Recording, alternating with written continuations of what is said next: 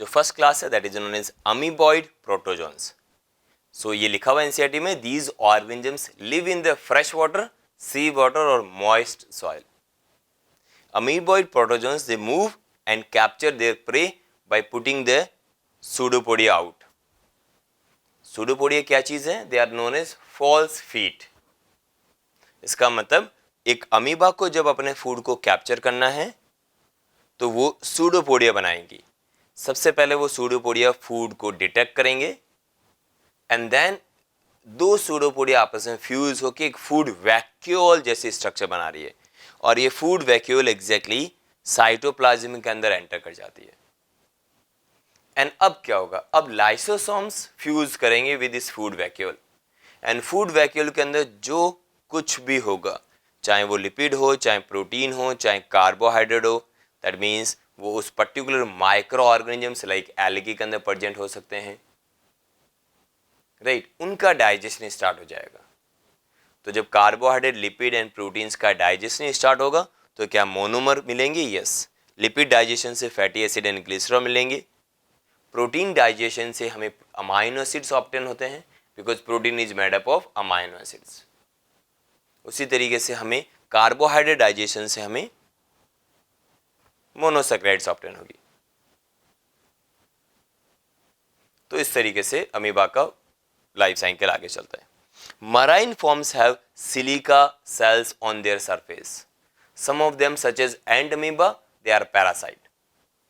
अगर मैं flagellated protozoans की देखता हूँ, they are the member of this group are either free living or they are parasite. They have flagella. That means अगर flagellated protozoans में देखते हैं, एक नई क्लास है that is known as flagellated protozoans. Flagellated protozoans की क्या खास बात है? उनके पास में flagella होगा। Say for example Euglena. तो क्या वो फ्लैजिला के थ्रू मूव करेंगे? Yes. Flagella is a long, yes. Cilia is a short. Flagella में क्या कोऑर्डिनेशन मूवमेंट है? यस। विप लाइक मूवमेंट है, चाबुक की तरह, यस, चाबुक की तरह मूवमेंट होती है। तो क्या इस तरीके से ऑर्गेनिज्म मूव कर सकते हैं? बिल्कुल। क्या यूकैरियोट्स में भी कोई, हायर यूकैरियोट्स में भी कोई इस तरीके से फीचर है? यस। यूकैरियोट्स में मेनली जो ह्यूमंस हैं, राइट, या फिर ऑलमोस्ट सभी ऑर्गेनिजम्स के अंदर स्पर्म्स है। क्या स्पर्म्स के पास फ्लैजिला है? बिल्कुल है। तो क्या इसी फ्लैजिला के थ्रू स्पर्म्स ओविडक्ट के अंदर और यूट्रस के अंदर मूव करता है? बिल्कुल, आप सही कह रहे हैं। Flagella is a whip like structure जो एक सेल्स को मूवमेंट करने में हेल्प कर रही है। Euglena is a perfect example. Euglena में जो फ्लैजिला है उसके थ्रू मूवमेंट होने जा रही है।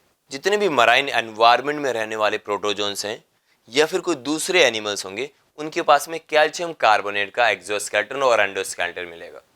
इसकी वजह सिंपल रीजन है, marine organisms calcium carbonate, because calcium carbonate is present in the sea water. अगर हम देखने जा रहे हैं पैरासाइट, पैरासाइट के कारण बहुत सारी डिजीज हो सकती है। Say for example sleeping sickness of Trypanosoma. So Trypanosoma causes what? Sleeping sickness. अगर अपन सीलिएटेड प्रोटोजोन्स में देखते हैं, they are aquatic, yes, they are actively swimming moving organisms because of the presence of thousands of the cilia. ये NCERT में लिखा हुआ है।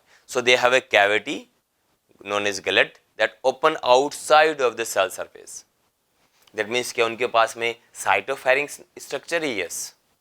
बहुत परफेक्ट एग्जाम्पल हो गया अपना पैरामीशियम। पैरामीशियम के पास पूरी बॉडी पे सीलिया है, यस।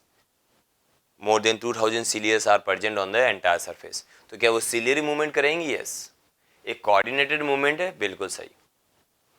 हम मूवमेंट को दो पार्ट में डिवाइड कर सकते हैं, एक है effective stroke and second is a recovery stroke.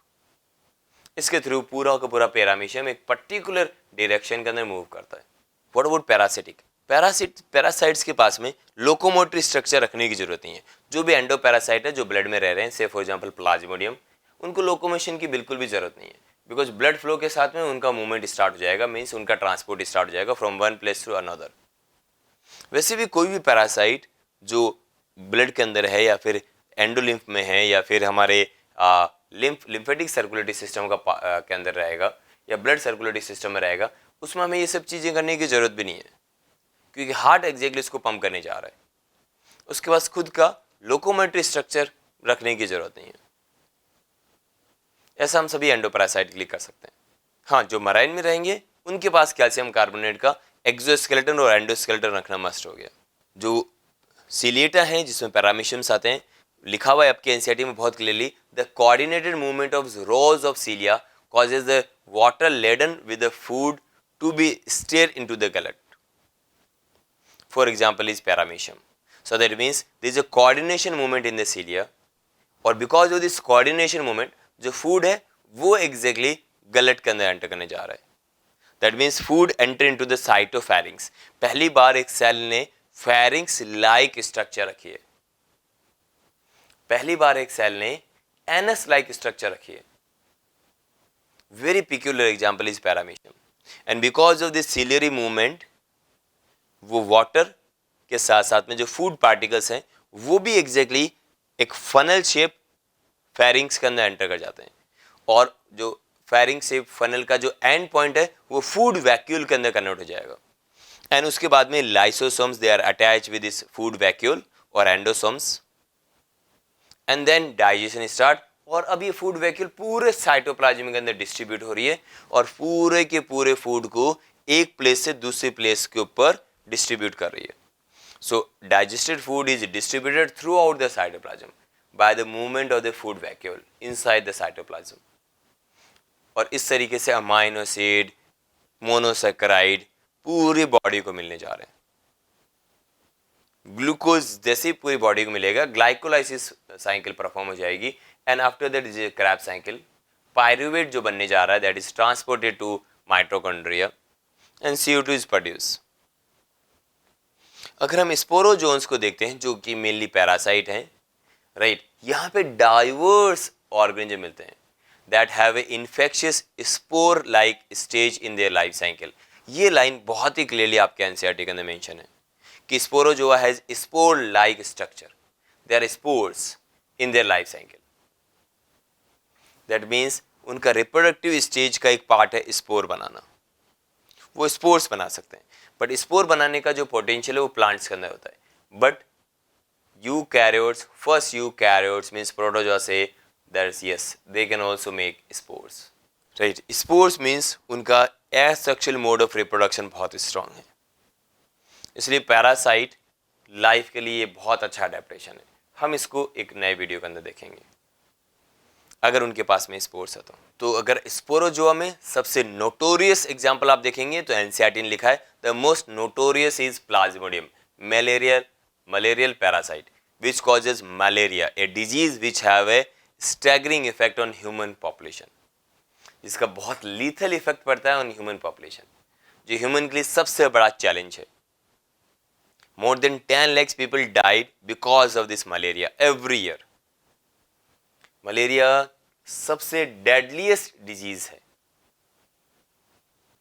जिसके लिए हमारे पास में कोई वे आउट नहीं है टिल डेट। और प्लाज्मोडियम ने अपनी लाइफ साइकिल को बहुत ही पिक्यूलर वे में डिजाइन किया है,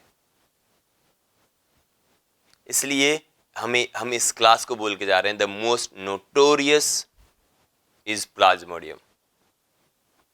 Plasmodium is included in the Sporozoa, that means जो स्पोर्स बना सकते हैं।